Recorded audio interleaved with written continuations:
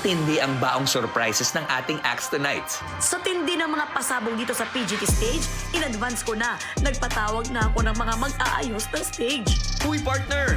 Next act natin yan. Pilipinas, kami po ang New Generation Abuyog mula sa Abuyog Leyte. Ang Abuyog po ay kilala po sa tinatawag na Home of the Dancing Beast. Hango po sa salitang bubuyog. Kaya po siya tinawag na Abuyog. Lahat po kami ay college student.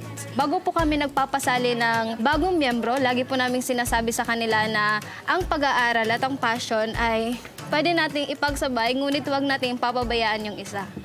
Napakahalaga po sa amin ang pagsasayaw. Ito po yung naging saver po namin para po kami bumangon ulit sa lahat mo ng mga problema at saka challenges na dumarating po sa aming buhay. Eh, ano naman yung nararamdaman nyo sasampak ka ngayon sa PGT stage? Sobrang saya na po kasi marami po kasing nangarap makapunta po ng Pilipinas Got Talent. Tapos ngayon po, nabigyan po kami ng pagkakataon. Yan. Sobrang saya po talaga namin. Ang ganda niyo po, ma. Ang ganda niyo po, ma. Ang ganda niyo po, ma. Ang ganda niyo po, ma. Wow! Wow! Thank you! Alam mo, you got it!